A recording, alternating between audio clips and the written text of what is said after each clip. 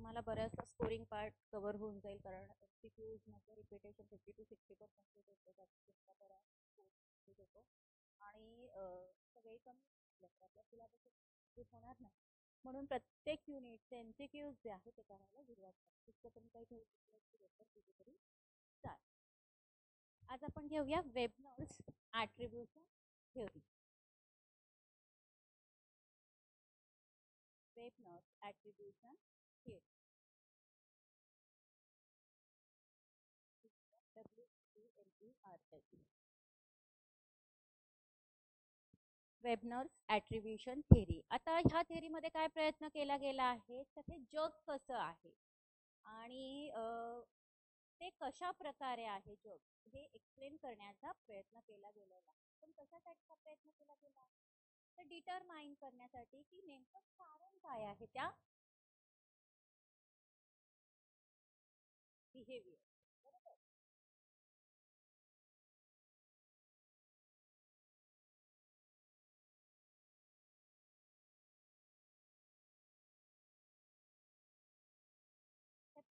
कारण काय आहे व्यक्तीचं हेच आहे की Y people do what they do. जे काही लोक वागतात, जे काही करतात ते करण्याचं कारण काय, हे कारण शोधण्याचं त्या बिहेवियरचं काम ही वेबनर्सची थेअरी करते. आता प्रोसेसची सुरुवात होते इव्हेंट बरोबर होते, याचा आउटकम जे आहे एक्सपेक्टेड आहे किंवा पॉझिटिव्ह आहे असं म्हणायला हरकत नाही. ऑफनली हे डिरेक्टली इलिट करतं डिफरंट टाइप्स ऑफ इमोशन्सला. डिफरंट टाइप्स ऑफ इमोशन्स म्हणजे happiness or frustration without any further action. ठीक आहे, म्हणजे ह्याच्यामध्ये कुठल्याही कृतीची आवश्यकता नसते.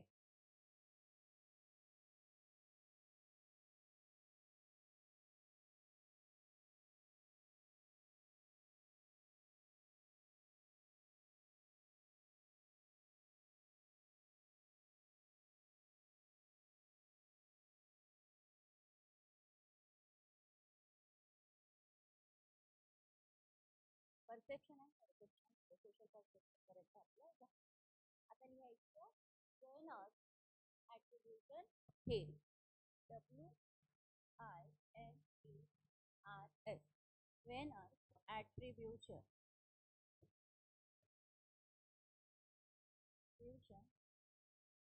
थेअरी. Weiner's attribution theory. ठीक आहे. ह्या थेअरीमध्ये काय म्हटलं आहे तर ह्याच्यामध्ये आपण म्हटलंय की ही थेअरी एक्सप्लेन करते की हे जग कसं आहे आणि हे जग कसं आहे ते काय एक्सप्लेन केलं जातं तर प्रत्येक गोष्ट डिटरमाइन करण्यासाठी. इथं डिटरमाइन काय केलं आहे नेमकं बिहेवियरचं कारण काय आहे की ज्या पद्धतीनं लोक वागतात, बोलतात, करतात त्याचं कारण काय आहे. आता प्रोसेसची सुरुवात कुठून होते तर एका इव्हेंट पासून. जर आउटकम हे एक्सपेक्टेड असेल किंवा पॉझिटिव्ह असेल तर. आता हे कसं होईल हे ऑफनली डिरेक्टली प्रत्यक्षपणे इलिसिट करते डिफरंट टाइप्स ऑफ इमोशन्सला, जसं मी फ्रस्ट्रेशन, हॅपीनेस असं सांगितलंय तर. पण ह्याच्यामध्ये कुठल्याही ॲक्शनची आवश्यकता नसते. तथापि जे आउटकम आहे हे अनएक्सपेक्टेड असतं, निगेटिव्ह असतं किंवा परसिव्ह सुद्धा केलेलं असतं ॲज अन इम्पॉर्टंट म्हणून, महत्त्वाचं म्हणून, जे की ऑफनली अवेकिंग असतं. अवेकिंग कशासाठी असतं तर इन्क्विजिटिव्ह जे मेल सायंटिस्ट जे सिक करतात, प्रयत्न करतात मिळवण्याचा, आयडेंटिफाय करतात ते कॅज्युअल एक्सप्लेनेशन. आता इंडिव्हिज्युअल इंटरप्रेट करता आउटकमला light of personal and environmental कंडिशनमध्ये. कशासाठी हायपोथेसिससाठी. जो परसिव्ह करतो त्याचं कारण. जे की ऑर्गनाइज्ड असतं. कशाबरोबर ऑर्गनाइज्ड आहे ते तर ह्याच्यामध्ये 3 डायमेन्शन्स दिलेले आहेत. ते 3 डायमेन्शन्स आहे locus, stability, controllability. Locus, stability, controllability.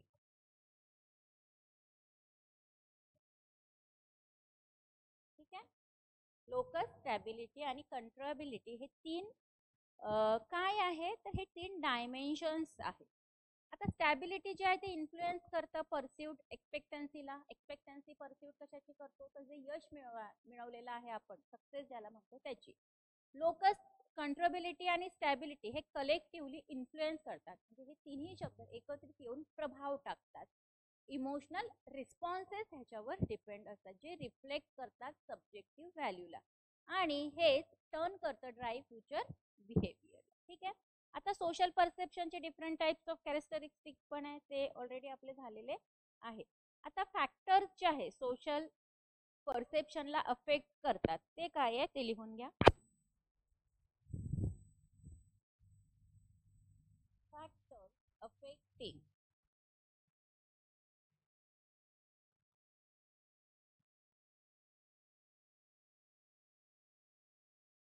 Factors affecting social perception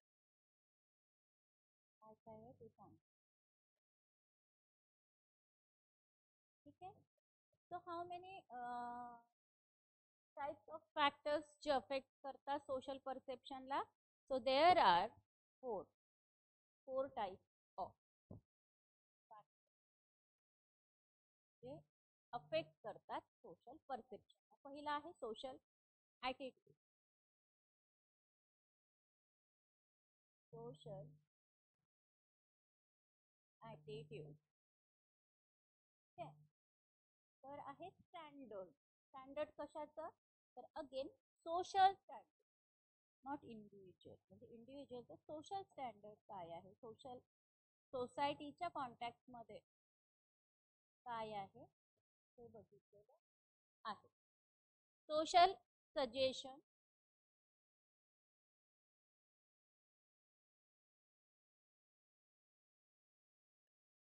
आणि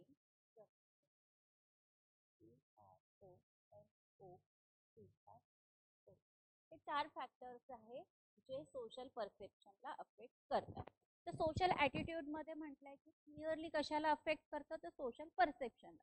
खूप सारे प्रयोग, खूप सारे एक्सपेरिमेंट केलेले आहे. ह्याच्या कॉन्टॅक्टमध्ये, ह्याच्या रेफरन्समध्ये 2 महत्त्वाचे जे एक्सपेरियन्स आहे जे झेलिंग, लेम्बा आणि लुकस यांनी केलेले आहे. Main 2 experiments are done by Zelling, Lemba and Lucas. Zelling, लुम्ब्या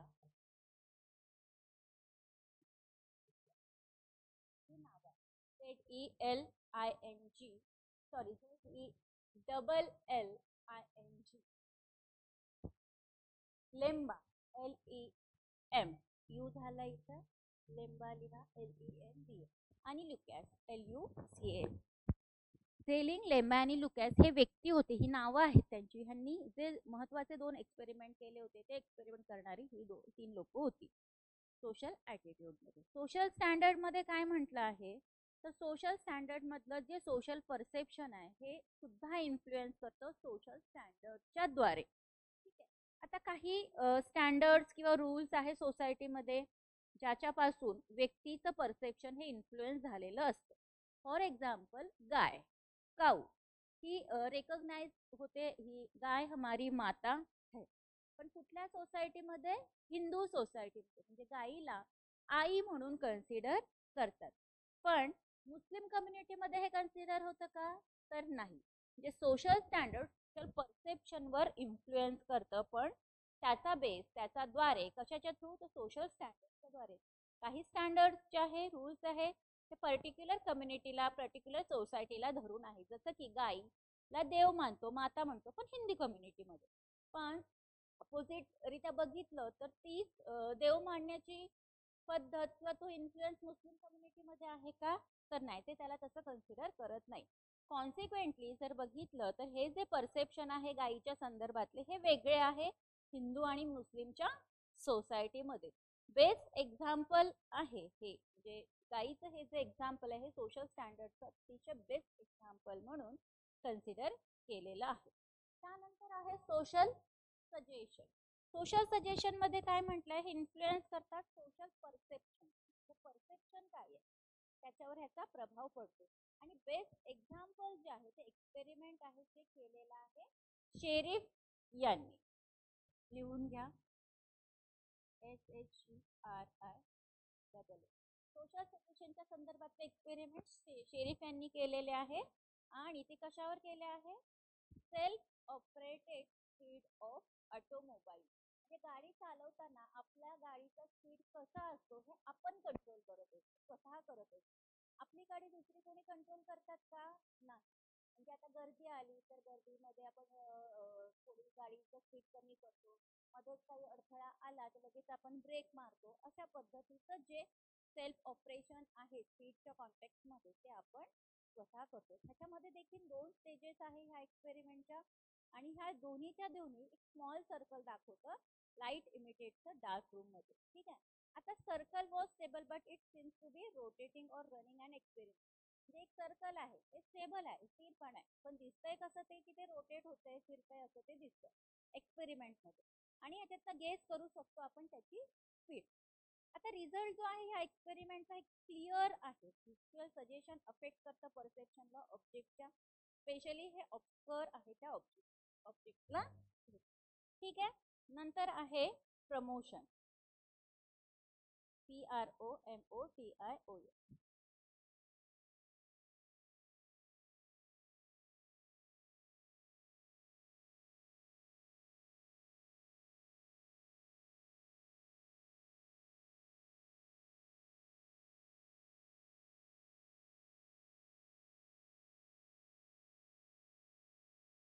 ठीक आहे. नाव प्रमोशन म्हणजे काय तर हे अफेक्ट करतं सोशल परसेप्शनला. काही सायकोलॉजिस्टचा असा विश्वास आहे की पब्लिसिटी जास्त प्रमाणातली पब्लिसिटी जी आहे ही अटेन्शनला अट्रॅक्ट करते. आता हे अटेन्शन कशाचं तर व्यक्तीचं जे खूप क्विक असतं बरोबर ह्यामध्ये ते एबल असतात सक्षम असतात की त्याचा जो प्रेझेन्स आहे त्या व्यक्तीचा ही जोर तर तो परसिव्ह केला जातो खूप हाय पेसमध्ये एवढंच इथं म्हटलंय. आता लॉंगफेल्ड एक नाव लिहून घ्यायचं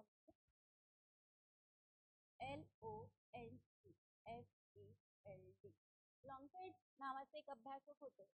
त्या अभ्यासकांनी असं आर्ग्युमेंट केलं आहे की हे जे प्रमोशन आहे हा प्रमोशनचा जो फॅक्टर आहे जो सोशल परसेप्शनला अफेक्ट करतो तर हा क्रिएट करते स्पेशल टाईप कशाची तर मेंटली रेडीनेस असण्याची म्हणजे मानसिक स्वरूपामध्ये आपण तयार आहोत कशासाठी तर काहीतरी क्रिएट करण्यासाठी काहीतरी करण्यासाठी पण कशामुळे ज्याच्यामुळे व्यक्ती क्विकली परसेप्ट करतं अबाउट स्टिम्युलस ऑब्जेक्ट. कुठल्या वे मध्ये सेम वे मध्ये ज्या प्रकारे पब्लिसिटी मध्ये बोलल्या गेलं आहे त्यामध्ये. आता सोशल फॅक्टर्स सुद्धा अफेक्ट करतात सोशल परसेप्शनला. इथं क्लिअर कट सांगितलंय की असे different types of studies conduct करण्यात आले त्याच्यातल्या काही ज्या स्टडीज ह्या सोशल फॅक्टरच्या ज्याची अतिशय महत्वाचा रोल प्ले करतात सोशल परसेप्शन.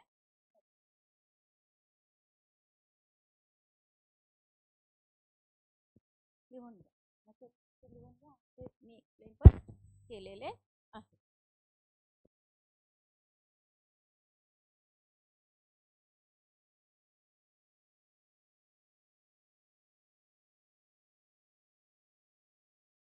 नाव आता आपण येतो attitude formation change and measurement.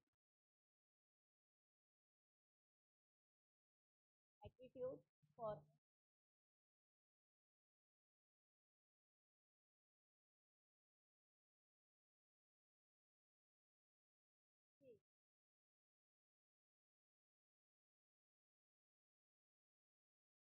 And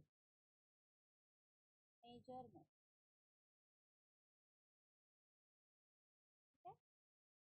attitude formation change आणि मेजरमेंट.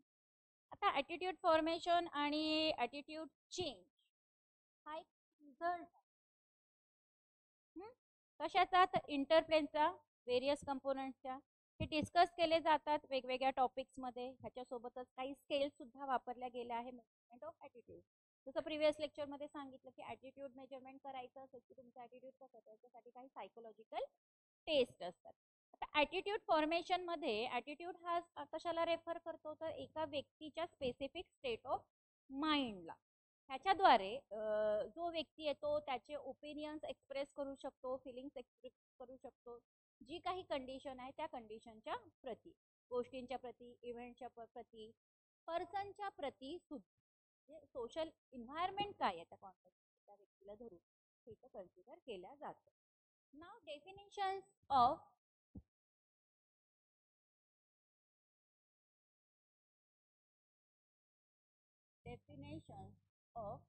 Attitude formation.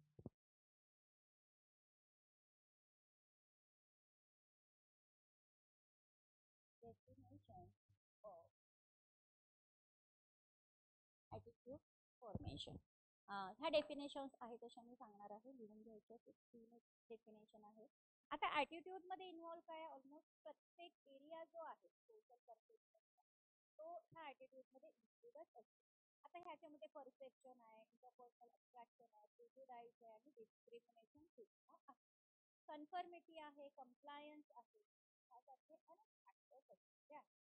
आता ॲटिट्यूड हे सेंट्रल आहे सायकोलॉजीकरिता आणि सब्जेक्ट सुद्धा आहे, हा विषय सुद्धा आहे जो इन्फ्लुएन्स करतो. इन्फ्लुएन्स कशाला करतो, तर जो माणसाचा बिहेवियर आहे त्याला.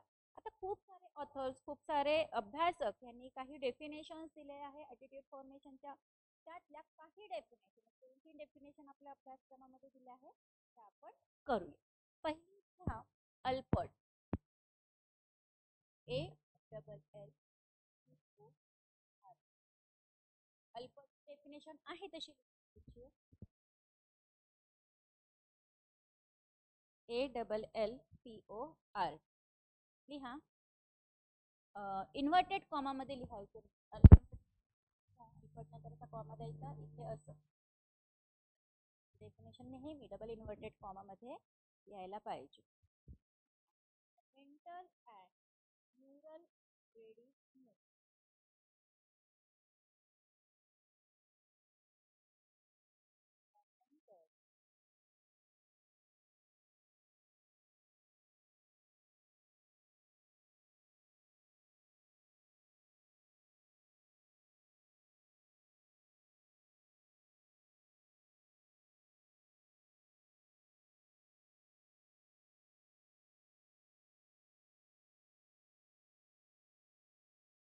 A mental and neural readiness, NEURAL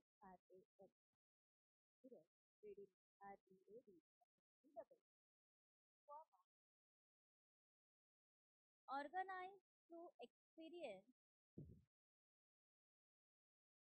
and exerting, EXERTING, exerting, EXERTING,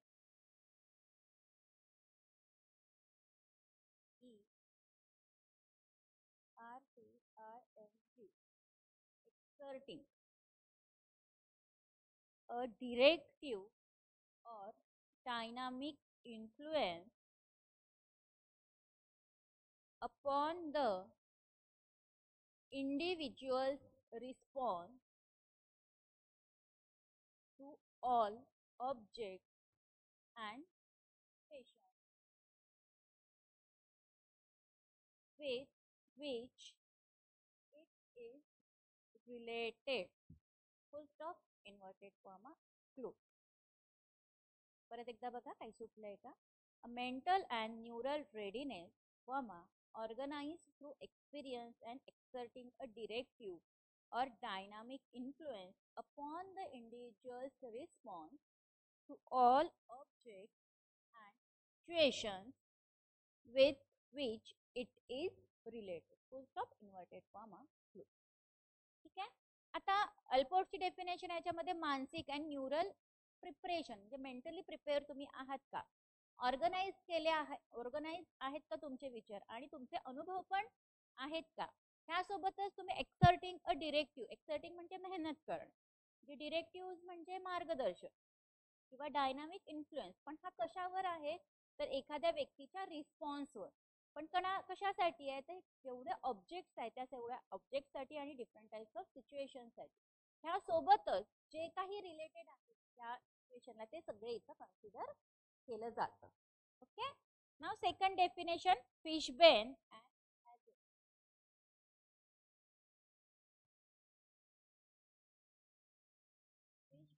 and Azen, FISHBEN, Fishben and Azen, AGEN.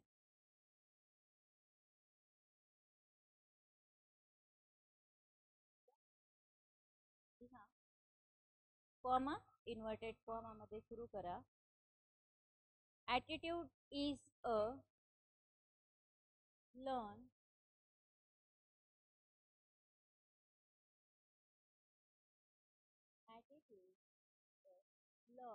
LEARNED predisposition predisposition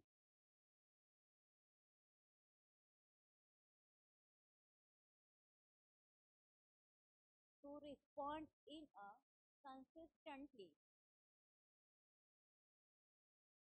to respond in a consistently favorable or unfavorable manner. Favorable and unfavorable manner with respect to a given object.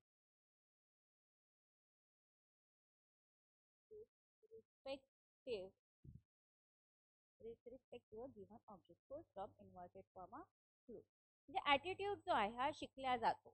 Learn predisposition आहे. कशासाठी तर consistently ज्या favourable म्हणजे आवडणाऱ्या किंवा unfavourable न आवडलेले manner आहे त्याला रिस्पॉन्ड करण्यासाठी प्री डिस्पोजिशन आहे जे शिकलेलं आहे विथ रिस्पेक्ट टू वॉट तर जे काही ऑब्जेक्ट दिलेलं आहे त्याच्या. ठीक आहे. नंतरची डेफिनेशन आहे इग्ली अँड चैकेन.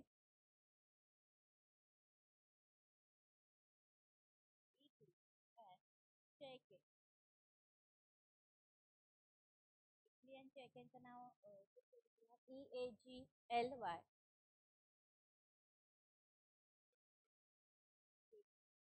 तिसरी डेफिनेशन आहे अँड चैकेन. ह्याच्यामध्ये काय म्हटलंय लिहून घ्या इन्व्हर्टेड फॉर्म मध्ये. Attitude is a psychology. Attitude is a psychological tendency म्हणजे वृत्ती that is expressed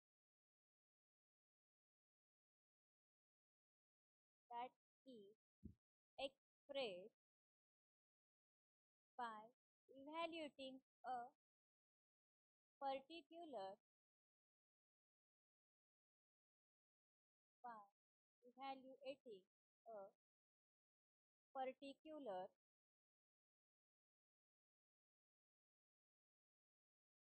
entity with some degree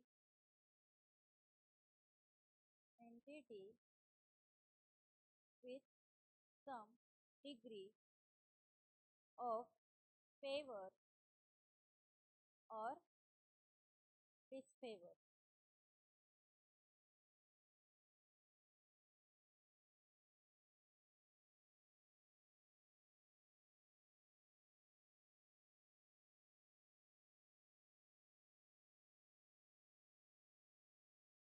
ठीक आहे.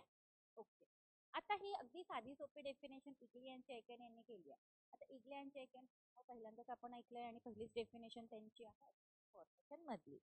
ते काय म्हणतात तर ॲटिट्यूड हा एक सायकोलॉजिकल टेंडन्सी म्हणजे मानसिक सायकोलॉजिकल म्हणजे मानसिक वृत्ती आहे असं म्हटलेलं आहे जी एक्सप्रेस कशाच्या द्वारे करते तर जे इव्हॅल्युएशन जे मूल्यांकन आहे पर्टिक्युलर एंटिटीचं त्याच्याद्वारे आणि ह्याच्यासोबत काही डिग्री ऑफ फेवर्स असतात किंवा डिसफेवर्स. आवडणाऱ्या गोष्टी म्हणजे न आवडणाऱ्या गोष्टी प्रतिसाद देणाऱ्या गोष्टी न प्रतिसाद देणाऱ्या गोष्टी सुद्धा. ठीक आहे. ह्या झाल्या definitions of attitude formation. Now theories of attitude formation.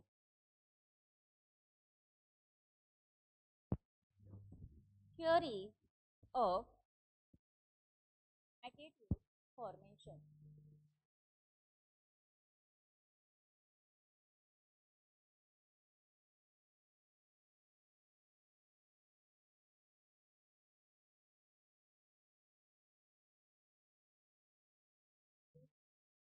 For you have to learn. पहिली लिहा Heider balance theory. HEID Haider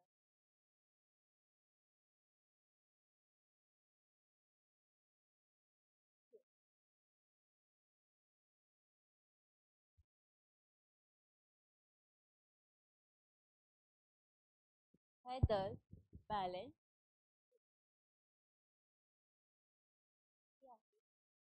cat functional theory.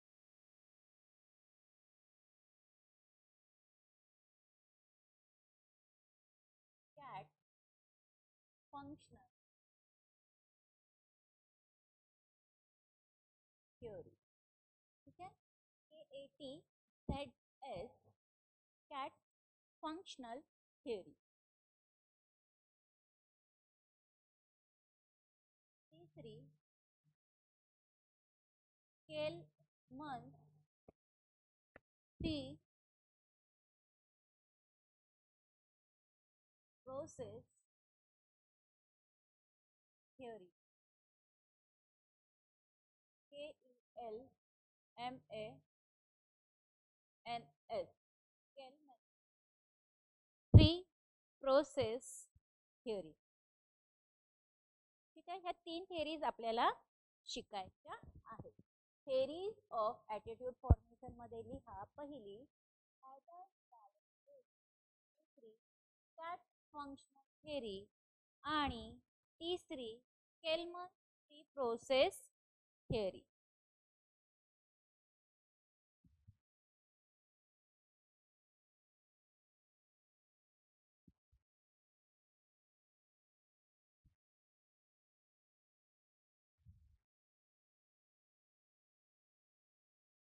केलमन three process theory. आता पहिली थिअरी घेऊया आपण, हेदर बॅलेन्स थिअरी.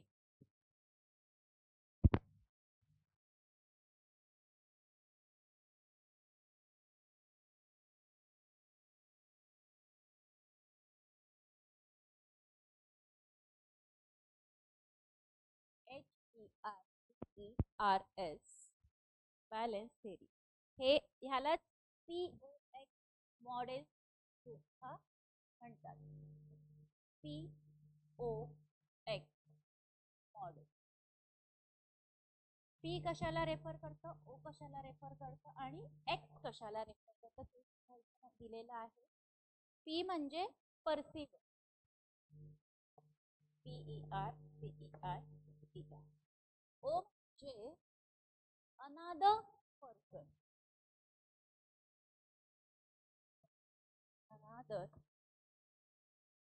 पर्सन. आणि X म्हणजे object of perception, object of perception.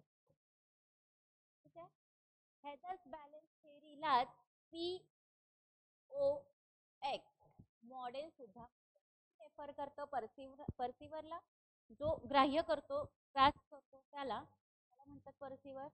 Another person म्हणजे दुसऱ्या व्यक्तीचं जे काही म्हणणं आहे तो परसिव्ह करणं, आत्मसात करणं. आणि ऑब्जेक्ट ऑफ परसेप्शन काय आहे ते सुद्धा इथं कन्सिडर केलेलं आहे ह्या थिअरीमध्ये. आता सोशल सायकोलॉजिस्टने काही नंबर ऑफ थिअरीज दिल्या, त्यातली एक थिअरी आहे ज्याच्यामध्ये आपण ॲटिट्यूड फॉर्मेशन एक्सप्लेन केलेलं आहे. Heider's balance theory, Katz's functional theory आणि कॅलमन्स थ्री प्रोसेस थिअरी ह्या अतिशय प्रॉमिनंट थिअरीज आहे ॲटिट्यूड फॉर्मेशन मधल्या. त्याचं डिस्क्रिप्शन, त्या थिअरीमध्ये नेमकं काय सांगितलंय ते आपण. सो POX मॉडेल ह्या थिअरीला म्हणतात, इज ऑल्सो नोन ॲज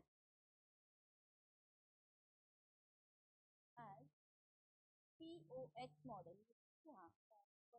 दृष्टिकोन आता अतिशय महत्वाचं आहे. परसिव्हर, अनदर पर्सन आणि ऑब्जेक्ट ऑफ परसेप्शन. आता ज्या जोड्या तयार केल्या गेल्या आहे ह्या एलिमेंटच्या द्वारे, ह्याच्यामध्ये 2 पद्धती आहेत रिलेशनशिपच्या, नात्याच्या. काय आहे तर पहिला आहे युनिट रिलेशन आणि दुसरं अफेक्टिव्ह रिलेशन.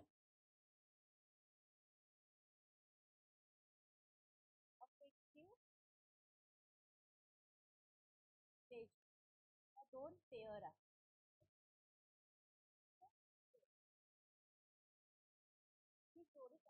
युनिट रिलेशन आणि अफेक्टिव्ह रिलेशन. आता युनिट रिलेशन जे आहे ह्याची जोडी कशामध्ये आहे तर between the pairs of elements, जे डिपेंड आहे सिमिलॅरिटी म्हणजे साम्य, सारखेपणा ओनरशिप म्हणजे मालकी हक्क आणि सिमिलर मेंबर म्हणजे सारख्या लोकांची मेंबरशिप एका गटामध्ये असते, ह्याला म्हणतात युनिट रिलेशन. दुसरीकडे अफेक्टिव्ह रिलेशनशिपला काय म्हटलंय, तर हे अफेक्टिव्ह रिलेशनशिप बेस्ड आहे कशावर, लाइकिंग अँड डिसलाइकिंग, आवड आणि न आवड. आता दोन्ही रिलेशन्स हे कदाचित पॉझिटिव्ह पण असू शकतात किंवा कदाचित हे निगेटिव्ह पण असू शकतात. ठीक आहे, दॅट्स इट. आता हेदर्सनी अजून काय म्हणणं मांडलेलं आहे, तर जे एलिमेंट्स आहे हे कदाचित त्या स्टेटमध्ये बॅलेन्स किंवा इम्बॅलेन्स असू शकतात. जेव्हा बॅलेन्स असतं तेव्हा इंडिव्हिज्युअल काय फील करतो, रिलॅक्स फील करतो, तिकडे कुठलंही टेन्शन नसतं. तथापि स्टेट जे आहे इम्बॅलेन्स एलिमेंट्स मधलं, तर हे क्रिएट करतं टेन्शन आणि मोटिवेट करतं व्यक्तीला कशासाठी, तर जो बॅलन्स जे संतुलन आहे ते रिस्टोअर करण्यासाठी. तर एकंदरीत हेदरच्या बॅलन्स थेअरीमध्ये 3 POX मांडलेले आहेत, 3 मुद्दे मांडले, पर्सिवर, अनदर पर्सन आणि ऑब्जेक्ट ऑफ पर्सन. POX ह्या थेअरीचं दुसरं नाव आहे. बॅलन्स असतं, इम्बॅलन्स असतं, युनिट रिलेशन्स असतात आणि सुद्धा असतात. हे कदाचित पॉझिटिव्ह और निगेटिव्ह असू शकतात. ही झाली हेदर्सची बॅलन्स थेअरी. दुसरी थेअरी घेऊया, कॅट्स फंक्शनल थेअरी. कुणाला काही समजत नसेल तर लगेच विचारा, समजलं नाही तर थेअरी समजणं फार गरजेचं आहे. ठीक आहे, cats functional theory. A C Z S FUNCTION cats functional theory. याच्यामध्ये 4 मुद्दे आहेत. ठीक आहे, 1 2 3 4 हे आपल्याला शिकायचं आहे. पहिला अगदी आपण लिस्टिंग आउट करून घेऊया. इंस्ट्रुमेंटल, ऍडजेस्टिव्ह और युटिलिटेरियन फंक्शन.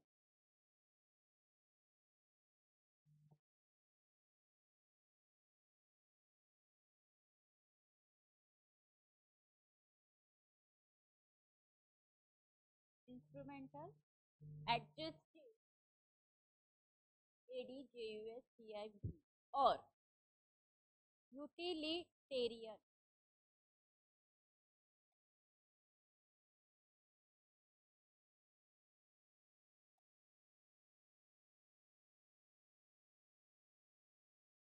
फंक्शन. दूसरा मुद्दा आहे ego defensive function.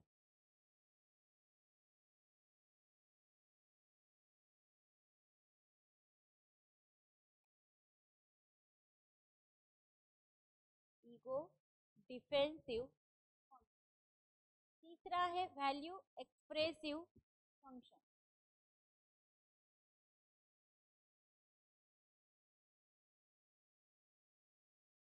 Value expressive function. आणि चौथं आहे knowledge function. KNOWLED knowledge function. Spelling सगळ्या व्यवस्थित लिहा. 4 मुद्दे आहेत, 4 आधी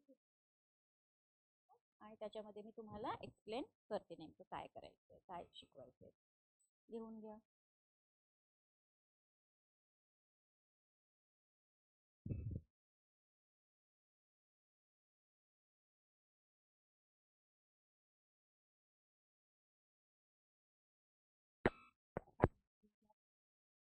दिसते बोर्डवर?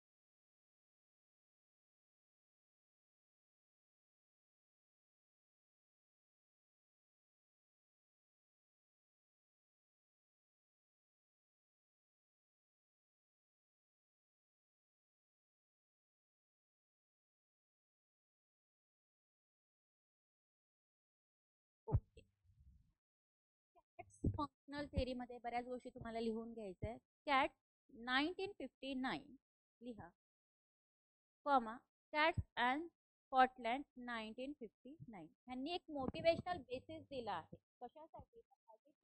डिफरंट टाइप्स ऑफ ॲटिट्यूड ते समजून घेण्यासाठी. आणि त्यांच्या मते ॲटिट्यूड काय सर्व करतो, तर हे 4 फंक्शन सर्व करतात. हे 4 फंक्शन आपल्याला ते देतात. आता इन्स्ट्रुमेंटल ॲडजेस्टिव्ह किंवा युटिलिटेरियन फंक्शन म्हणजे काय? ह्याच्यामध्ये जो व्यक्ती आहे तो काय प्रयत्न करतो, जास्तीत जास्त पारितोषिके मिळवण्याचा, रिवॉर्ड्स मिळवण्याचा.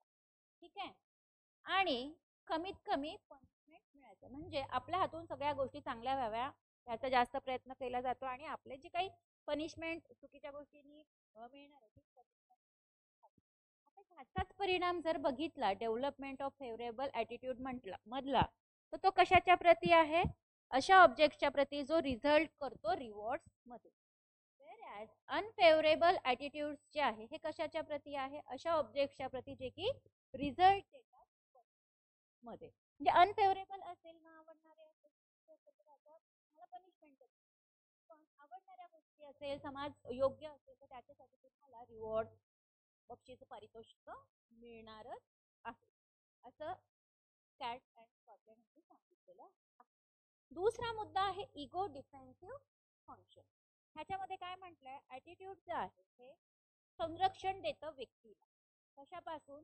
तर जे अनप्लेजंट रियालिटीज आहेत, जे न आवडणाऱ्या, नको असणारे जे वास्तववादी सिच्युएशन्स आहेत त्याला एक्नॉलेज करतं. कशाविषयी? तर त्या व्यक्तीच्या विषयी किंवा इन्व्हायरमेंटच्या विषयी. म्हणजे आपण इथं सांगितलं जातं, एक्नॉलेज करणं म्हणजे पोचपावती देतो किंवा सांगतो की ह्या गोष्टी, ह्या रियालिटीज आहे ज्या अनप्लेजंट आहे तुमच्यासाठी, आणि त्या इन्व्हायरमेंटला पूरक सुद्धा, म्हणून तुम्ही ह्याच्यातनं स्वतःला संरक्षित ठेवायचं आहे. हे झालं इगो डिफेन्सिव्ह फंक्शन. तिसरं आहे व्हॅल्यू एक्सप्रेसिव्ह फंक्शन. तिसऱ्या नंबरचं बघा, व्हॅल्यू एक्सप्रेसिव्ह फंक्शन. ह्याच्यामध्ये काय म्हटलंय, तर असे काही ॲटिट्यूड जे त्या लाईन मध्ये असतं आपल्या पर्सनल व्हॅल्यू सोबत किंवा सेल्फ कन्सेप्ट सोबत, जे आपल्याला एक सॅटिस्फॅक्शन देतो. ठीक आहे, समाधान देत. बस एवढंच इथे सांगितलेलं आहे. नंतर चौथं आहे नॉलेज फंक्शन. नॉलेज फंक्शन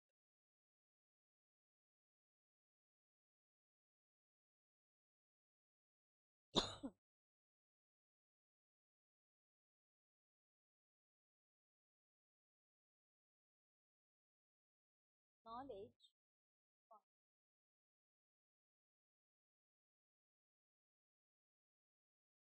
ठीक आहे. नॉलेज फंक्शन हे माझ्यामध्ये प्रत्येक इंडिव्हिज्युअल प्रिझ्युम करतो. कशासाठी? तर त्याच्याकडे बेसिक ड्राईव्ह असायला पाहिजे, जेणेकरून ते समजून घेता आले पाहिजे. कशासाठी? तर याच्यामध्ये एक सेन्स तयार केला जातो, sense out of and to structure his experience. आता एलिमेंट्स जे आहे एक्सपिरियन्सचे, जे अजिबात कन्सिस्टंट नाही आहे त्या व्यक्तीच्या नॉलेज बरोबर, आणि ते रिअरेंज सुद्धा नाहीये, not consistent with a person's knowledge rearrange or change to achieve inconsistency. That's it. So knowledge function, value expressive function, ego defensive function आणि instrumental adjustive or utilitarian function, हे चारही function ह्या cat थेअरीमध्ये वाचायला लागेल, त्याचे examples बघायला लागेल. ठीक आहे. लास्ट थेअरी आहे केल्मन्स थ्री प्रोसेस थिअरी.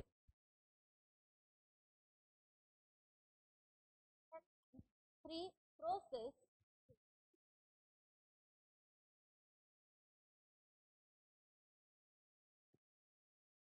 म्हणजे याच्यात किती मुद्दे असणार? 3च मुद्दे असणार.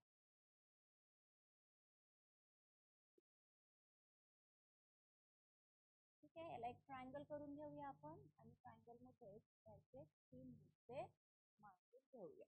पहिलं आहे कंप्लायन्स, CONPLIANCE,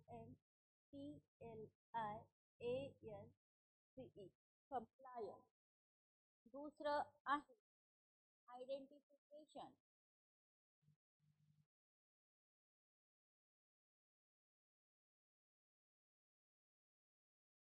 आणि तिसरं आहे इंटरनलायझेशन.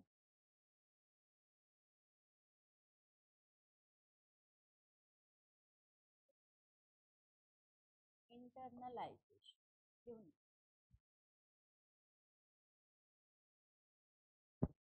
कंप्लायन्स म्हणजे काय?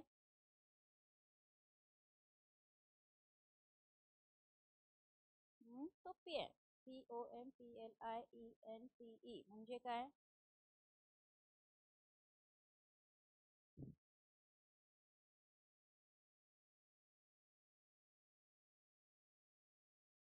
अनुपालन कर.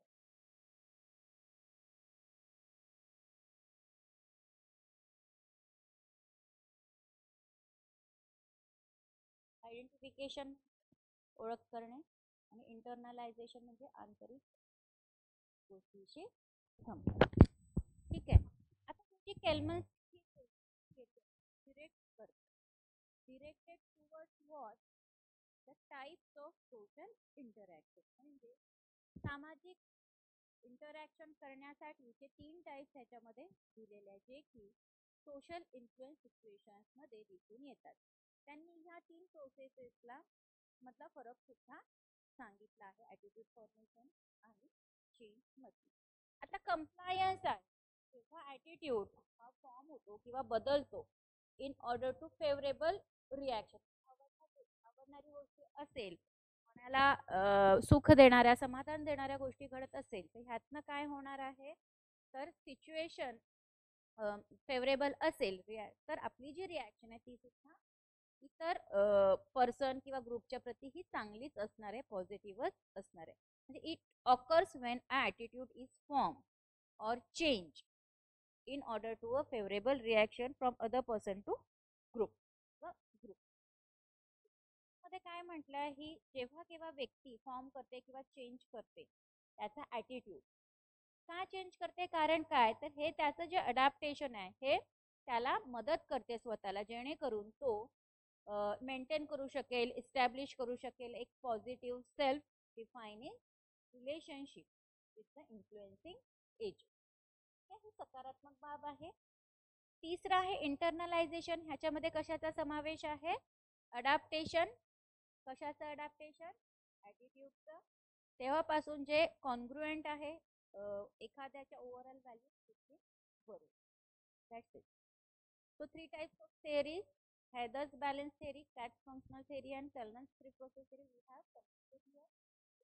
Any queries, or if you have not getting my point, then ask me. I will explain again.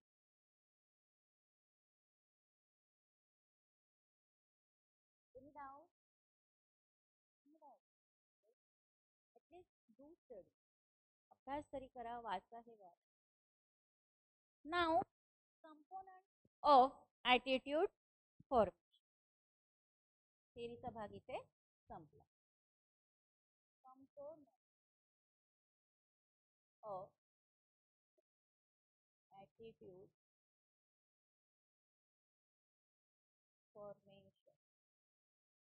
3 component आहेत. 1,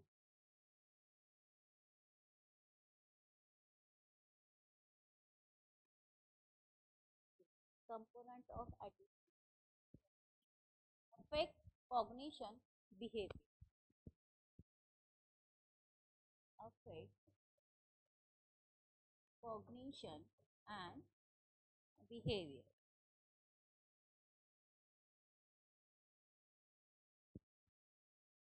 Affect म्हणजे प्रभाव,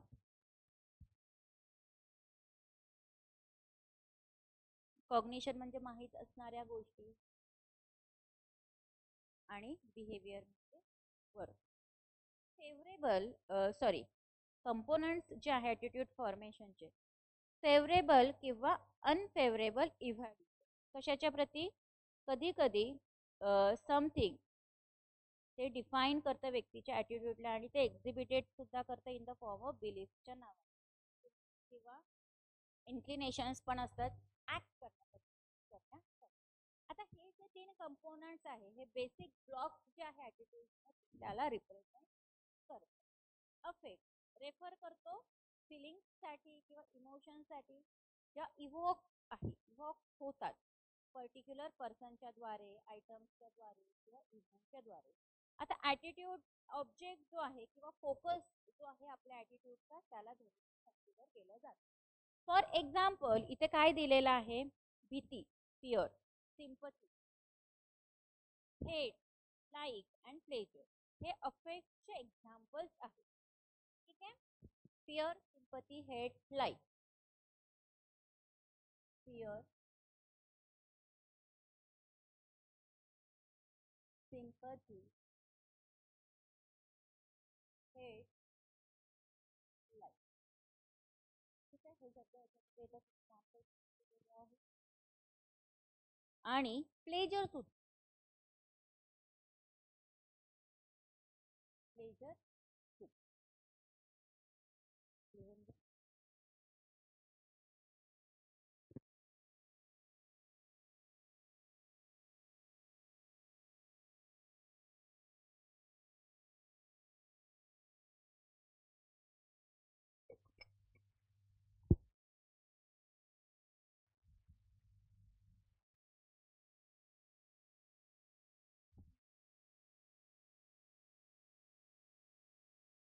fear, sympathy, hate, like, pleasure. आता हे कॉमन कंपोनंट आहे ॲटिट्यूड चेंज मधले. पर्सुएशन, सोशल डिसिजन मेकिंग मध्ये सुद्धा. Clear. नंतर आहे कॉग्निशन. COGNITION.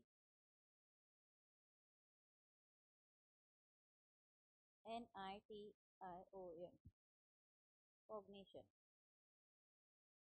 अनुभूती किंवा माहिती असणं वगैरे आपण त्याला.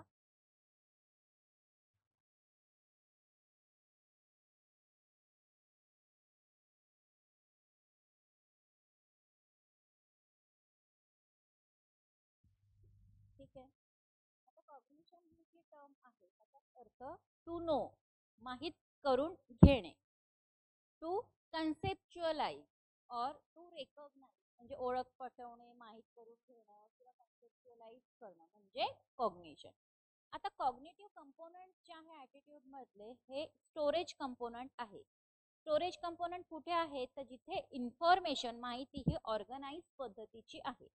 आता ऑर्गनाइज पद्धतीची माहिती कशाविषयीची? तर आपल्या ॲटिट्यूड ऑब्जेक्ट विषयीची.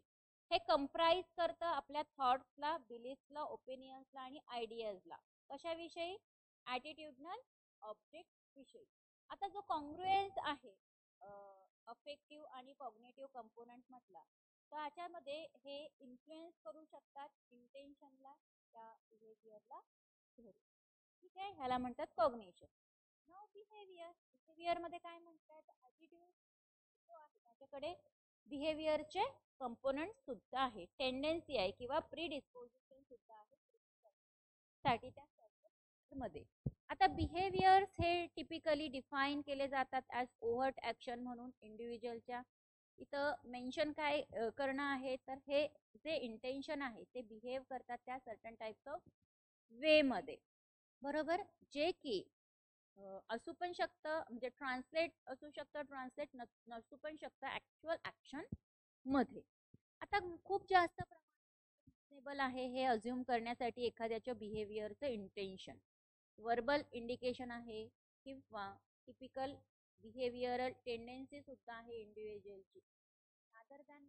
रादर दॅन ॲक्च्युअल बिहेवियर जे खूप मोठ्या प्रमाणामध्ये लाईकली असतात ट्यूनमध्ये विथ हिज अफेक्टिव्ह, प्रभावशाली आणि कॉग्निटिव्ह कंपोनंट करिता. हे झाले कंपोनंट्स ऑफ ॲटिट्यूड फॉर्मेशन. पुढे लिहा characteristics of component of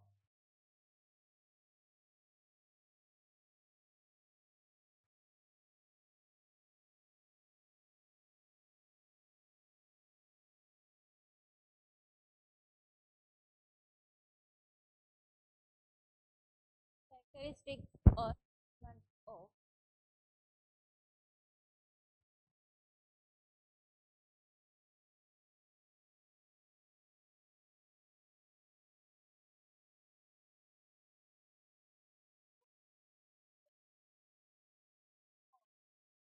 attitude formation. Characteristics of components. Characteristics of components of attitude formation.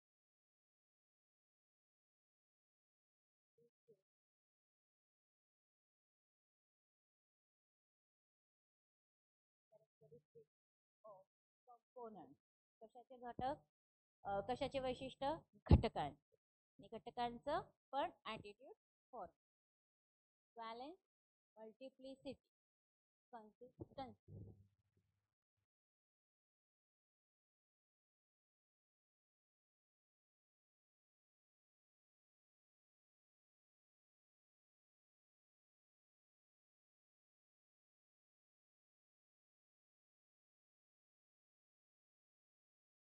मध्ये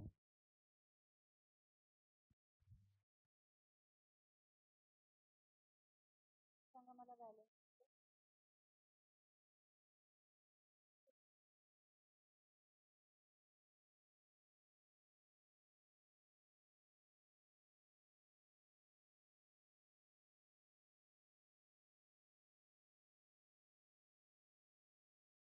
पडदा, कलर वगैरे काही गोष्टी दिसू शकतात किंवा नाही दिसू शकत.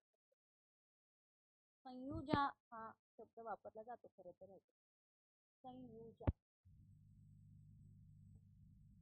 म्हणजे आपण आता घरामध्ये ही जसं आता हे हा पडदा दिसतोय तुम्हाला खिडकीचा, हा नाही तिला इथं पडदा आहे तुम्हाला दिसतोय. तर कशासाठी हा पडदा लावला, उन्हाचा जास्त त्रास होऊ नये किंवा ट्रान्सपरंट काही गोष्टी दिसू नये म्हणून. त्याला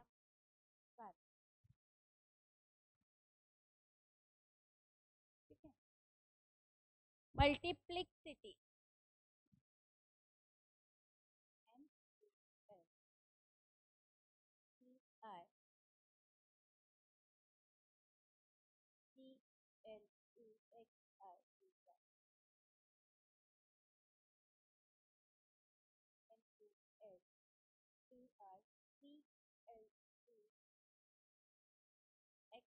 I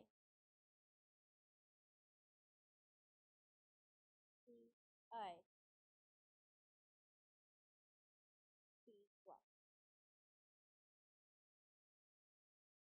मल्टिप्लेक्सिटी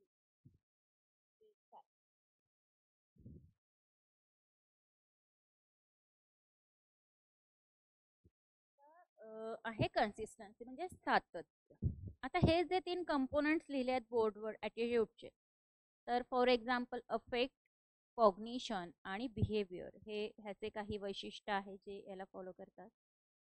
व्हॅलेन्स, व्हॅलेन्स म्हणजे संयुजा, हा रेफर करतो डिग्री ऑफ फेवरेबलनेसला किंवा अनफेवरेबलनेसला त्या ऑब्जेक्टची किंवा इव्हेंटची त्या क्वेश्चनमध्ये असेल. दुसरा आहे मल्टिप्लिक्सिटी. कंपोनंट जे ॲटिट्यूडचे ह्याला काही वैशिष्ट्य आहे मल्टिप्लिक्सिटीचे. ह्याचाच अर्थ नंबर ऑफ एलिमेंट्स म्हणजे घटक किंवा कंपोनंट जे आहे हे आहेत. आता हायर नंबर जो आहे एलिमेंट्सचा त्या कंपोनंटमध्ये, तर हा मोर खूप जास्त प्रकारे कॉम्प्लेक्स आहे किंवा हा होऊ शकतो. कॉम्प्लेक्स म्हणजे जटिल, अवघड, कठीण किंवा आहे किंवा असू शकतो असं म्हटलेलं आहे. कन्सिस्टन्सी मध्ये काय म्हटलंय तर खूप जास्त बॅलन्स मध्ये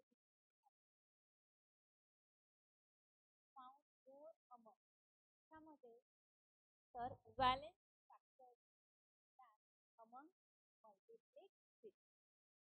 आता इथे फ्लो पण आहे ॲटिट्यूड फॉर्मेशनचा, outside information, cognitive component, affective component, action component, हे सगळे ह्याच्यात दिलं जे इंटरप्ले आहे वेगवेगळ्या कंपोनंटच्या ॲटिट्यूडसाठी while attitude formation. That's it. नाव perspective to attitude formation.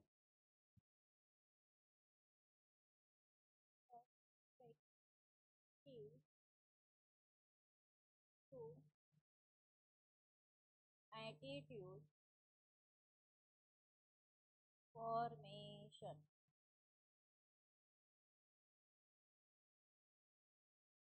Perspectives to attitude formation.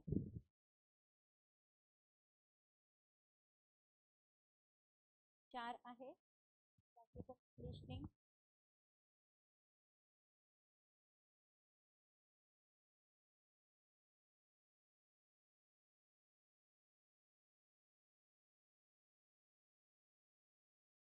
आहे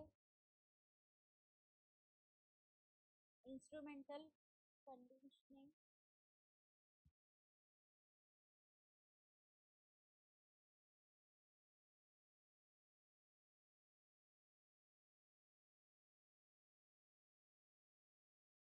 तिसरं आहे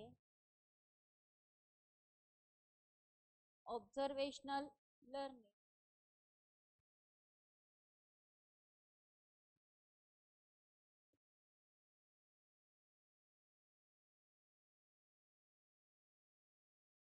चौथं आहे जेनेटिक फॅक्टर.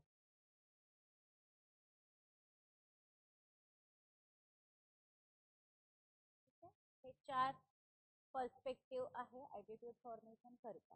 आता क्लासिकल कंडिशनिंग मी ऑलरेडी डिटेलमध्ये तुम्हाला एक्सप्लेन केलेलं बोर्डवरती. आता नंबर ऑफ थेरीज यूज केल्या गेलेल्या आहे फॉर्मेशन आयडेंटिफाय करण्यासाठी. क्लासिकल कंडिशनिंगची जी प्रोसेस आहे ती सगळ्यात आधी डिस्क्राईब केली होती कुणी? पावलोव यांनी. क्लासिकल कंडिशनिंग अतिशय महत्त्वाचा रोल प्ले करते. कशामध्ये? तर काही इमोशनल कंपोनंट जे आहे ॲटिट्यूडचे आणि प्रिजर्व्हाइजचे ते इस्टॅब्लिश करण्यामध्ये. आता क्लासिकल कंडिशनिंग जी आहे त्याच्याद्वारे लोक जे आहे हे पॉवरफुल ॲटिट्यूडनल रिॲक्शन त्यांच्या असू शकतात सोशल ऑब्जेक्ट्सला धरून. इव्हन ॲब्सेंस सुद्धा असू शकतो पहिल्या फर्स्ट हँड एक्सपिरियन्सचा सुद्धा. म्हणूनच चिल्ड्रन लहान मुलं जे आहेत through out the early year सुरुवातीच्या काळामध्ये त्यांच्या डेव्हलपमेंट जे आहे हे अडॉप्ट करत असतात निगेटिव्ह ॲटिट्यूड त्या सिच्युएशनमध्ये त्या एजमध्ये towards certain things without even meeting them. हे असं एज असतं की ह्याच्यामध्ये निगेटिव्ह गोष्टीकडे जास्त अडॉप्ट करतात निगेटिव्ह ॲटिट्यूड पर्टिक्युलर गोष्टींच्या विषयी, पण विदाउट इव्हन मीटिंग देम ते परत ते भेटत सुद्धा नाही. त्याला म्हणतात क्लासिकल. दुसरं होतं इन्स्ट्रुमेंटल कंडिशनिंग. ह्याचा अभ्यास हॉर्नडाईक आणि स्किनर यांनी केलेला आहे.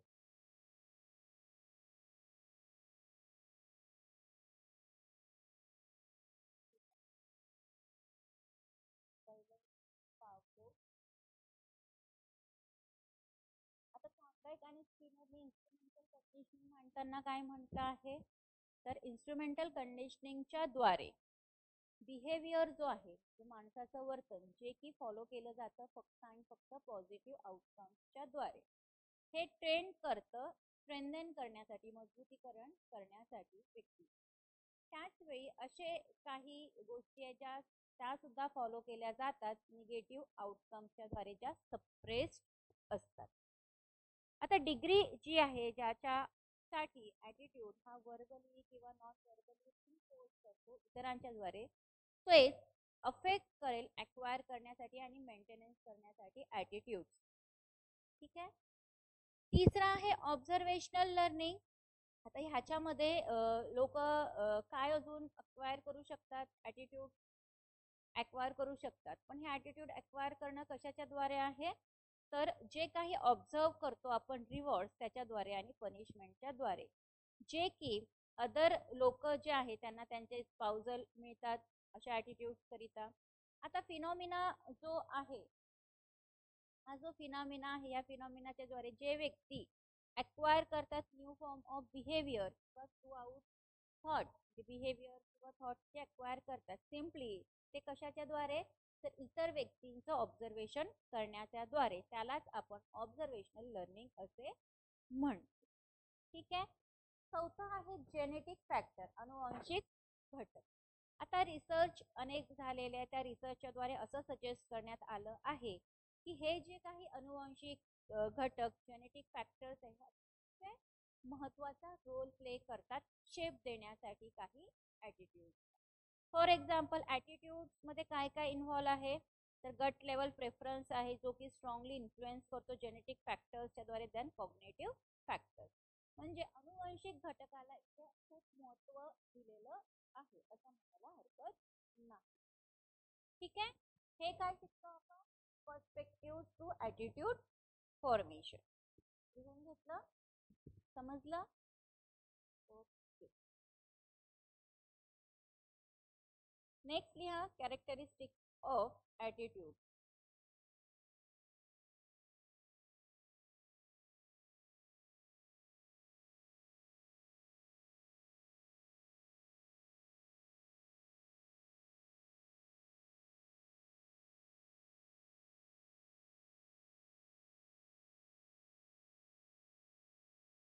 लिहिलं.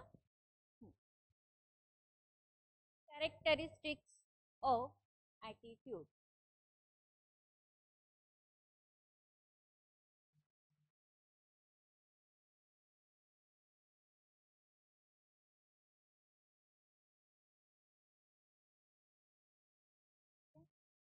ॲटिट्यूडचे वैशिष्ट्य काय काय आहे ते लिहायचं आपल्याला, 1 2 3 4 5. ॲटिट्यूड इज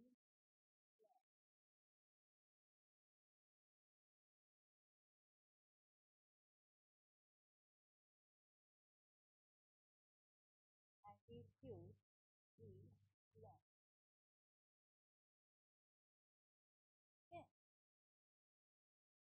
दुसरं आहे attitude gives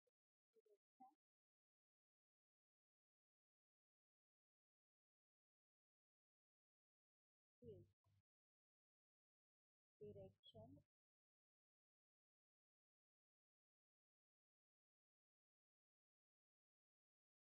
relative permanency,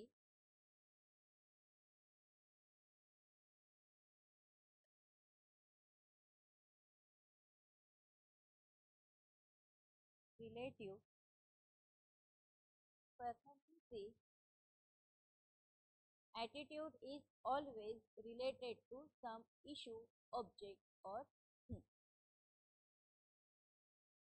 Attitude is always related to things, some issues, objects or things. Some issues, objects or things. ठीक आहे. पाचवं आहे attitude have motivational property. Attitude has, sorry, has motivational property.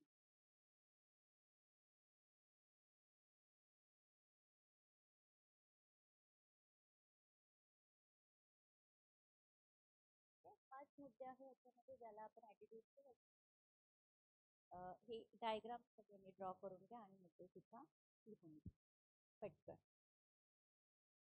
Please note down.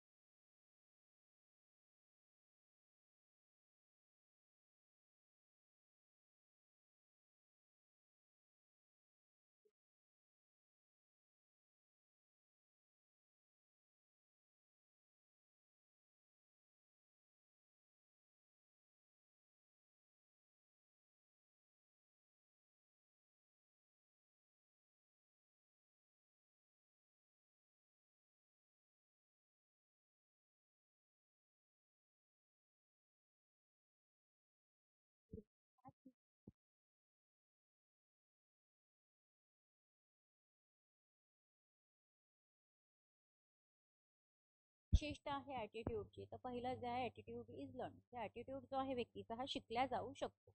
आता व्यक्ती जो आहे acquire काय करतो ॲटिट्यूडला त्याच्या लाईफ सायकलच्या दरम्यान. जसं जसं त्याचं आयुष्य पुढे पुढे जात असतो त्या आयुष्याच्या दरम्यान जी काही प्रोसेस होते त्यातनं तो काही ॲटिट्यूड ॲक्वायर करत असतो. कशासाठी? तर एक्सेप्टेबल मेंबर गटाचा किंवा सोसायटीचा बनण्यासाठी. ठीक आहे. सोबतच पर्सन जो आहे हा डेव्हलप करतो एक ॲटिट्यूड कुठून? तर जो एक्सपिरियन्सेस आहे लाईफचे तिथून. आता हे जे एक्सपिरियन्सेस आणि प्रोसेस आहे सोशलायझेशनची हे प्री डिस्पोज करू शकते त्या व्यक्तीला जे फेवरेबली किंवा अनफेवरेबली असू शकतं त्या ऑब्जेक्टला धरून किंवा इव्हेंटला धरून त्या क्वेश्चन म्हणतात ॲटिट्यूड लर्न. सेकंड पॉईंट काय आहे याच्यामध्ये ॲटिट्यूड गिव्स डिरेक्शन म्हणजे एक मार्ग देण्याचं काम आपला ॲटिट्यूड आपल्याला करत असतो. आता ॲटिट्यूड डिरेक्ट करतो आपल्या बिहेवियरला की आपण कसं वागलं पाहिजे काय बोललं पाहिजे काय केलं पाहिजे इज पॉझिटिव्ह वेने मी सांगते either away from the object और टुवर्ड द ऑब्जेक्ट. तर एक्झाम्पल म्हणून घ्यायचं झालं तर फेवरेबल ॲटिट्यूड जो आहे एज्युकेशनच्या प्रती हा इम्पेल करतो व्यक्तीला जेणेकरून तो त्याच्या मुलांना शाळेत पाठवेल फॉर्मल एज्युकेशन करिता. जर मी शिक्षण घेतलेलं आहे तर मी माझ्या मुलांना सुद्धा शाळेमध्ये पाठवेल. ठीक आहे. कशासाठी? तर त्याच्या आयुष्याचं बेटरमेंट त्याचं आयुष्य होण्यासाठी. सोबतच जर अनफेवरेबल ॲटिट्यूड असेल तर मी प्रॉम्प्ट करू शकेल त्या व्यक्तीला की माझा जो ॲटिट्यूड आहे शिक्षणाविषयीचा जर तो पॉझिटिव्ह आहे तर मी माझ्या मुलांना तो ॲटिट्यूड देऊन त्यांना शाळेत पाठवतो. पण हाच ॲटिट्यूड जर माझा शिक्षणाविषयीचा निगेटिव्ह आहे तर मी माझ्या मुलांना शाळेत पाठवणार नाही असंही होतं. ठीक आहे. तिसरा आहे रिलेटिव्ह परमिनन्स. याचा अर्थ काय? ॲटिट्यूड जे आहे हे स्टेबल आहे ओव्हर द टाइम आणि चेंज करतं. ॲटिट्यूड हे जे आहे हे स्टेबल पण असतात त्या संपूर्ण काळाकरिता आणि ते ग्रॅज्युअली चेंज सुद्धा होतात बदल सुद्धा त्याच्यामध्ये होतो. चौथा आहे attitude is always related to some issues object और थिंग. ठीक. तर काय म्हणतात आपला जो ॲटिट्यूड आहे जसा तो शो होतो तर ते त्याला काही कारण आहे की एक पर्टिक्युलर इश्यू आहे त्या इश्यूमध्ये आपला ॲटिट्यूड कसा आहे पर्टिक्युलर ऑब्जेक्टमध्ये कसं आहे किंवा पर्टिक्युलर त्या थिंगमध्ये कसं आहे ह्याचाच अर्थ डेव्हलपमेंट जे आहे ॲटिट्यूडचं हे ऑकरन्स आहे काही इव्हेंटचं थिंगचं किंवा व्यक्तीचं जे अतिशय आवश्यकच आहे. ॲटिट्यूड हे अजिबात त्या व्हॅक्यूममध्ये येत नाही. ठीक आहे. तो कालांतराने बदलतो ॲटिट्यूड बदलतो बिहेवियर सुद्धा बदलतो. ठीक आहे. लास्ट पॉइंट आहे ॲटिट्यूड हॅव मोटिवेशनल प्रॉपर्टी.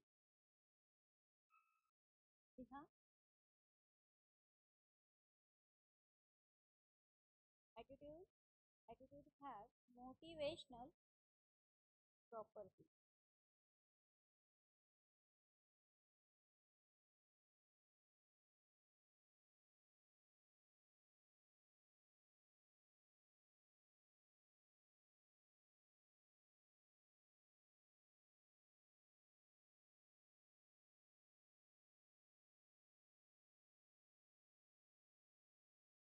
ह्याच्यामध्ये ॲटिट्यूड जो आहे तो व्यक्तीला मोटिवेट करतो काहीतरी चांगलं करण्यासाठी जे खूप जास्त प्रमाणामध्ये रेडिली असेल इतरांकरिता. तर एक्झाम्पल म्हणून घेतलं आहे की जर इंडिव्हिज्युअलचा ॲटिट्यूड हा पॉझिटिव्ह असेल स्पोर्ट्सकरिता खेळाकरिता तर ते तयारीत असतात तयार असतात खेळायला जाण्यासाठी then past is a time in reading book. म्हणजे जर माझा ॲटिट्यूड काय आहे तर मला पुस्तकं वाचण्यापेक्षा स्पोर्ट्स जास्त आवडतो तर मी तिथे माझा वेळ जास्त घालतो.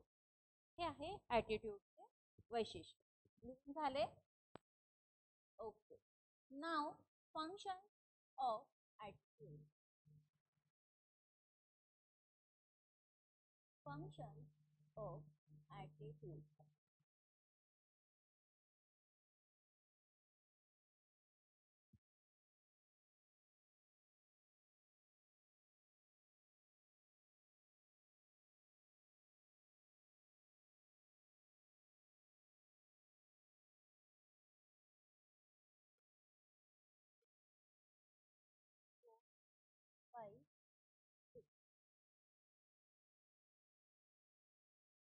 Utilitarian.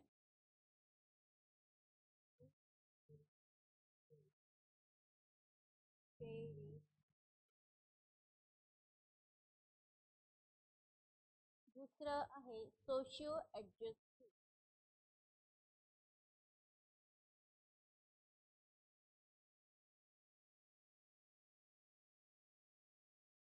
Socio adjustive.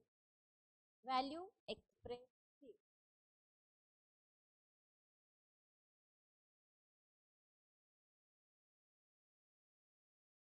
Value expressive.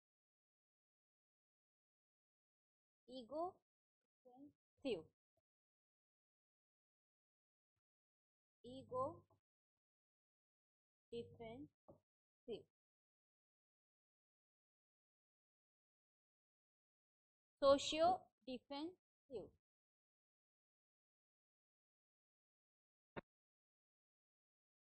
Socio defensive. आणि सहावं आहे नॉलेज. KNOWLED. हे काय आहे? सहा. तर हे फंक्शन्स ऑफ ॲटिट्यूड आहे. ठीक आहे, फंक्शन ऑफ ॲटिट्यूड.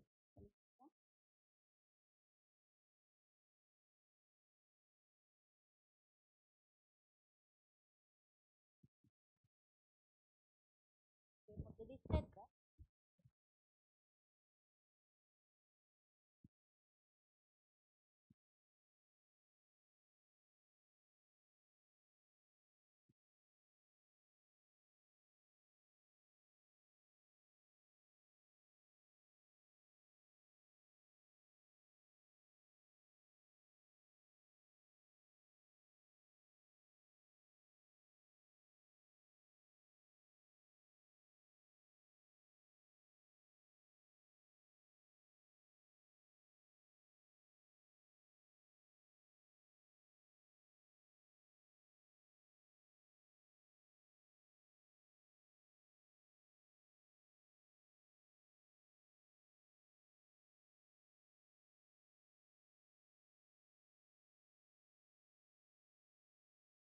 ओके. ते त्या युटिलिटेरियन मध्ये काय म्हणताय? युटिलिटेरियन इंडिव्हिज्युअलचा हेल्थ कन्सर्न म्हणजे आरोग्याच्या संदर्भात ला रेफर करतं. म्हणजे पर्टिक्युलरली असे लोक जे इन्शुअर करतात, म्हणजे त्यांना पाहिजे प्रोटेक्शन अगेन्स्ट डिसीज, म्हणजे आजारांच्यावर प्रतिबंध मिळणं किंवा त्या आजारांपासून सुरक्षितता मिळणं. आणि इतर पर्सनल जे आहे ते परसिव्ह करतात त्याचे बेनिफिट. फॉर एक्झाम्पल असे जे रिलेटेड आहे पर्सनल प्रोफेशनल रिस्पॉन्सिबिलिटीज साठी. ह्याच्यामध्ये एक्झाम्पल दिला आहे benefit of complying with requirement. complying requirements with whom किंवा from what? So from the Ministry of Education or the Ministry of Education किंवा participating in an HIV AIDS course वगैरे. म्हणजे असे जे आजार आहे ह्या आजारांपासून प्रोटेक्शन मिळण्यासाठी हेल्थ कन्सर्नला धरून युटिलिटेरियन फंक्शन कन्सिडर केलं जातं. ठीक आहे, पहिलं फंक्शन. सेकंड आहे सोशिओ ॲडजस्टिव्ह. आता सोशिओ ऑब्जेक्टिव्ह फंक्शन जे आहे हे कशाला रेफर करतं? तर जी आयडेंटिटी आहे किंवा मॉरल आहे त्याला, सॉरी, रिफ्लेक्ट करतं कन्सर्नला, काळजीला. कशाविषयीची? तर जे बिलीफ्स ॲटिट्यूड्स आहे सोसायटीचे लार्ज प्रमाणामधले, पॅरेंट्सच्या संदर्भातले, इतर टीचर्स किंवा सिग्निफिकंट कम्युनिटी मेंबर्स जे आपल्याला कन्सिडर करतात, तर ते त्याच्यामध्ये जो रिफ्लेक्शन आहे तो कन्सर्न फिट होतो की नाही ह्या सगळ्यांबरोबर हे इथं बघितलं जातं. तिसरं आहे व्हॅल्यू एक्सप्रेसिव्ह. व्हॅल्यू एक्सप्रेसिव्ह कशाला रिफ्लेक्ट करते? तर सेल्फ आयडेंटिटीला आणि मॉरलला, रिलिजियस आणि इतर बिलीफ्सला सुद्धा. चौथं आहे इगो डिफेन्सिव्ह. हे रिफ्लेक्ट करतं कन्सर्नला, कशासोबत? डिफेंड करण्यासोबत इतरांना आणि फिअरला for the community and society at large. आता एव्हिडन्स जो आहे हा प्री ऑक्युपेशन आहे in the form of the presence of social consciousness. कशासोबत? तर जो इम्पॅक्ट आहे डिसीजेसचा इतरांकरिता त्याचं ते मिनिमायझेशन करण्याकरिता, तो कमी करण्याकरिता, ह्याला म्हणतात सोशिओ डिफेन्सिव्ह. लास्ट पॉइंट आहे नॉलेज. नॉलेज रिफ्लेक्ट करतात नवीन लर्निंगला, एक्सपिरियन्सला, आणि अलाउ कशाला करतात, टीचर्सला, जेणेकरून ते जे स्ट्रक्चर आहे ते अप्लाय करू शकतील आणि कॉग्नेटिव्ह अंडरस्टँडिंग जी आहे जगाविषयीची, त्यांच्याविषयीची, अराउंड देम, त्याच्या भोवताली जी आहे ती ते समजून घेऊ शकतील. हे झाले फंक्शन्स ऑफ ॲटिट्यूड.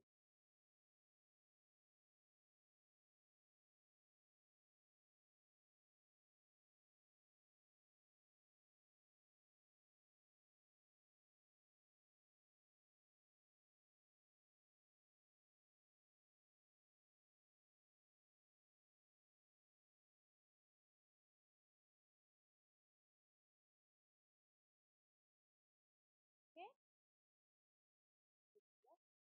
सगळं ॲटिट्यूड फॉर्मेशन विषयी. आता आपल्याला शिकायचं आहे attitude change. Change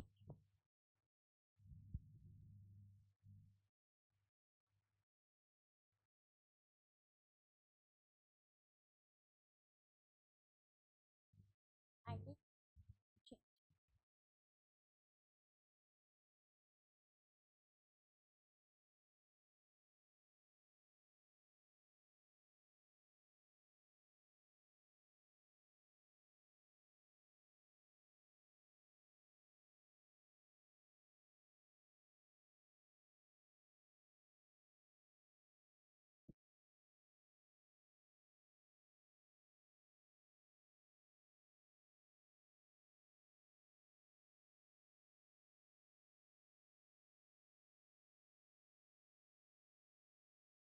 attitude change मध्ये जर आपण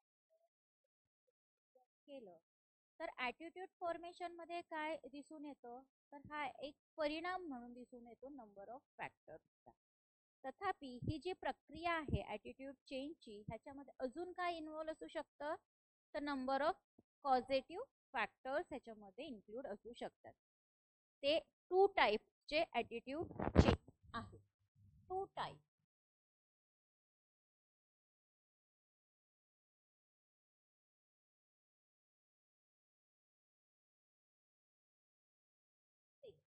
फर्स्ट, कॉन्ग्रुएंट चेंज,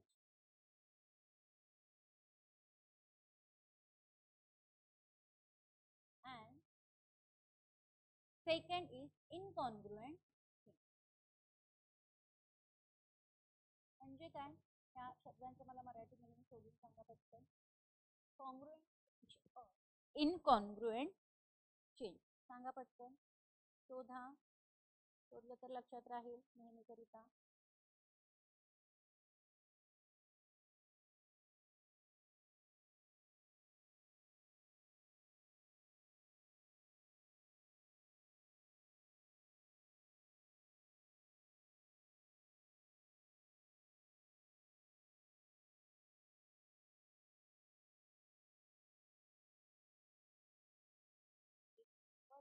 आणि अएकरूप बदल. कॉन्ग्रुएंट चेंज म्हणजे एकरूप बदल आणि इनकॉन्ग्रुएंट चेंज म्हणजे अएकरूप बदल.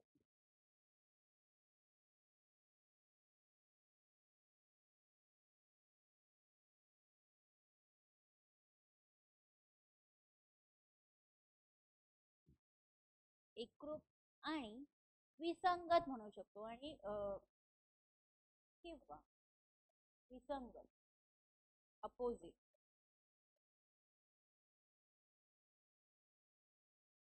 एक विसंगत. आता जेव्हा फेवरेबल ॲटिट्यूड हा खूप जास्त फेवरेबल होतो इन्सिडेंट नंतर, तर तो कॉन्ग्रुएंट चेंज असतो, एकरूप बदल असतो. तथापि जेव्हा ॲटिट्यूड चेंजेस हा परिणाम अनफेवरेबल इन्सिडेंट मध्ये असतो, तर त्याला आपण इनकॉन्ग्रुएंट चेंज म्हणतो. कॉन्ग्रुएंट चेंज हा अतिशय सोपा असतो कशासाठी, with respect to incongruent change. सोबतच जर स्ट्रेंथ, स्टॅबिलिटी आणि कन्सोनन्स असे प्रेझेंट एलिमेंट्स मध्ये ॲटिट्यूडचा, तर तो त्याचा लेवल हा हायर असतो. देन द कॉन्ग्रुएंट चेंज हा इझियर असतो कशासाठी, तर इनकॉन्ग्रुएंट चेंज.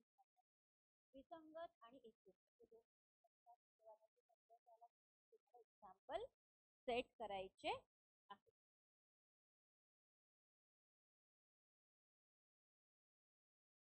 ठीक आहे. Now factors affecting attitude change.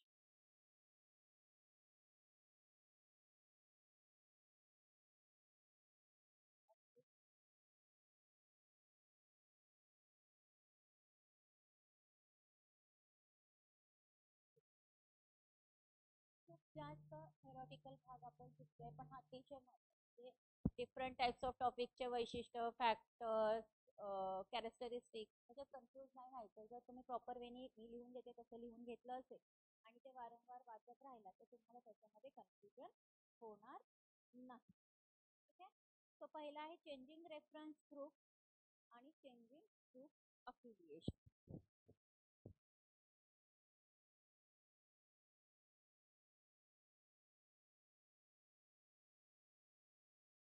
Reference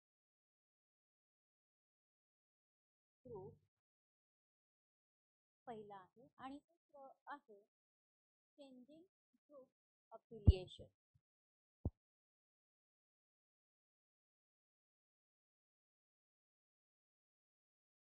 group affiliation लग्नाचा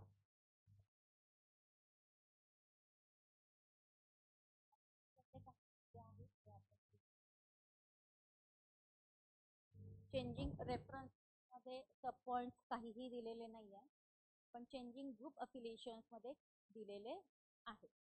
characteristics of the group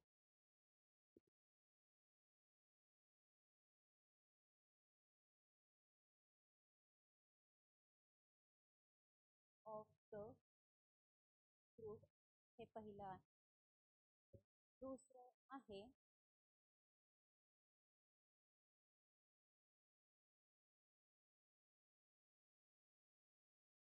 additional information.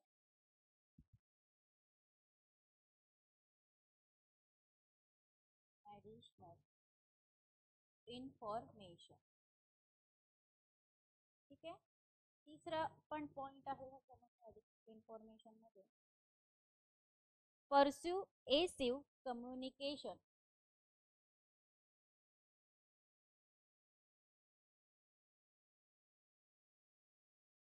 Communication PURSUASIVE persuasive communication.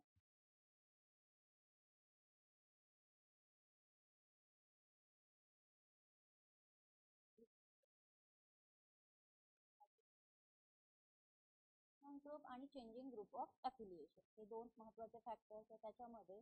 Characteristics of group, additional information आणि persuasive communication. लिहा.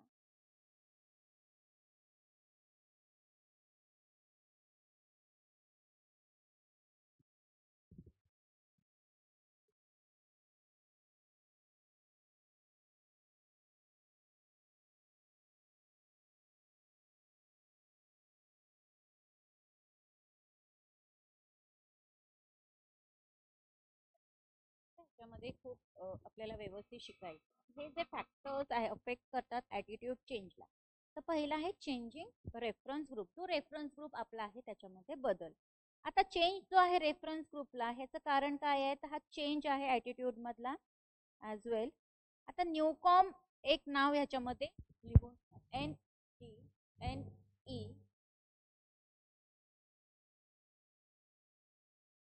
New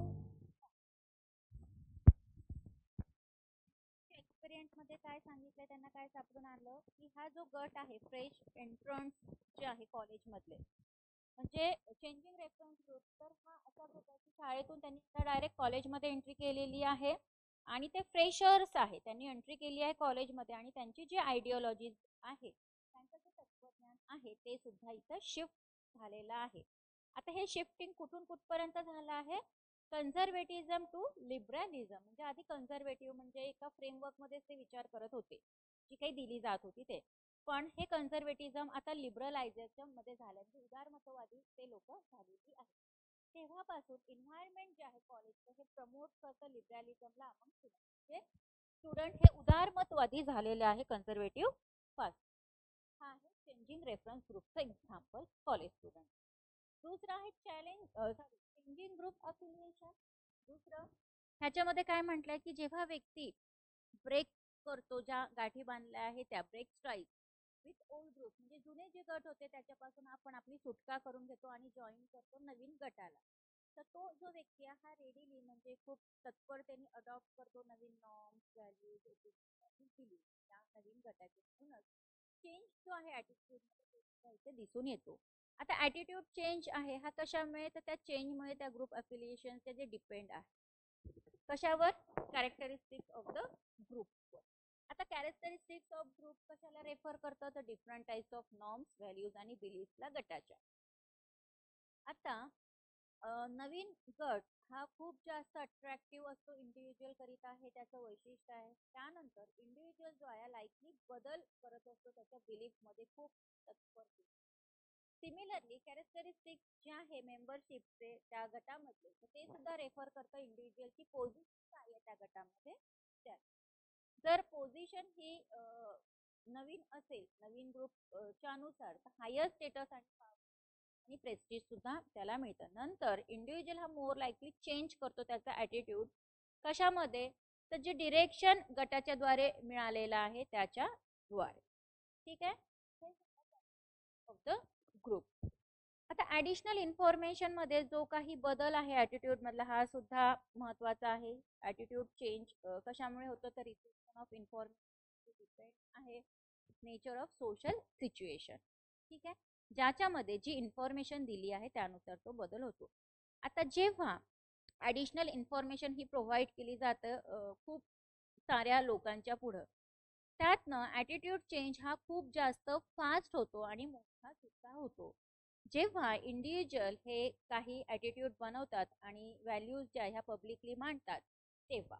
आता ॲडिशनल इन्फॉर्मेशन सुद्धा खूप चेंजेस असते त्या व्यक्तीच्या ॲटिट्यूडमध्ये. पब्लिक ॲटिट्यूडच्या त्या व्यक्तीच्या विषयी अवेअर नसतात इंडिव्हिज्युअलचा काय स्टँड काय होता त्या इश्यूला धरून, पण आता मात्र ते तथापि इंडिव्हिज्युअल जो आहे तो डिक्लेअर करतो त्याचा ॲटिट्यूड आणि बिलीफ पब्लिकली. फॉर एक्झाम्पल ह्याच्यामध्ये आपण पॉलिटिकल पार्टीचा एक एक्झाम्पल घेऊ शकतो की मी कुठल्या पार्टीमधनं बिलॉंग करणार, मी त्या पार्टीचं आयडिओलॉजी फॉलो करणार. फॉर एक्झाम्पल म्हणजे शिवसेना, बीजेपी, काँग्रेस, राष्ट्रवादी आपल्या स्टेटमध्ये जे आहे ते.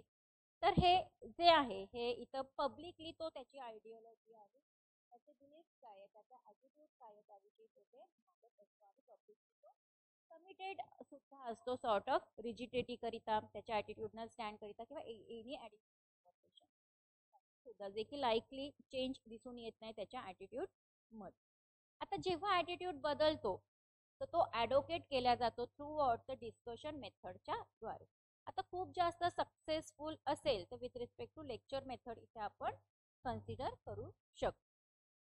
हे झालं ॲडिशनल इन्फॉर्मेशन. तिसरं आहे पर्स्युएसिव्ह कम्युनिकेशन.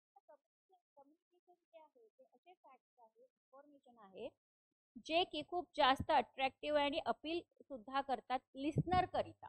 जे जो ऐकणार आहे ते काय सहन करत असतो, attitude of the person.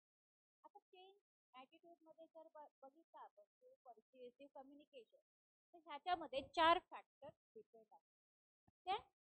Source of communication,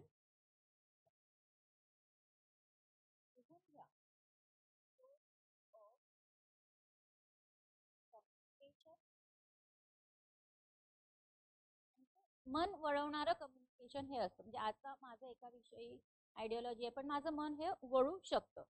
characteristics and content.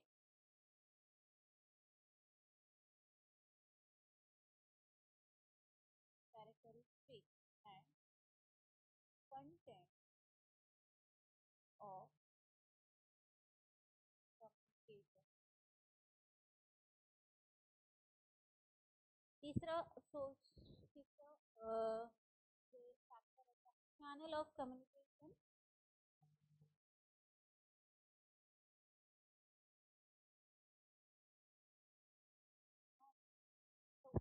आहे कॅरेक्टरिस्टिक्स ऑफ ऑडियन्स.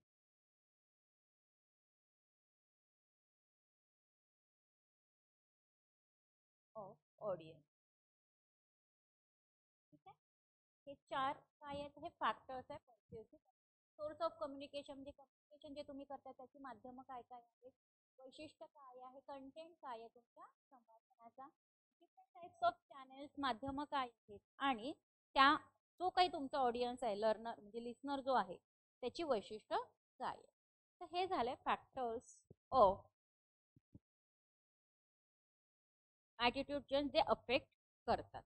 ठीक आहे, आता आपलं ॲटिट्यूड चेंज पण झालं, ॲटिट्यूड फॉर्मेशन पण झालं. आता राहिलं ॲटिट्यूड मेजरमेंट. हा थोडासा भाग राहिला आहे, त्याच्यानंतर आपण कम्युनिकेशनची सुरुवात करू आणि पुढच्या लेक्चरमध्ये कदाचित आपलं सेकंड युनिट कम्प्लीट होईल.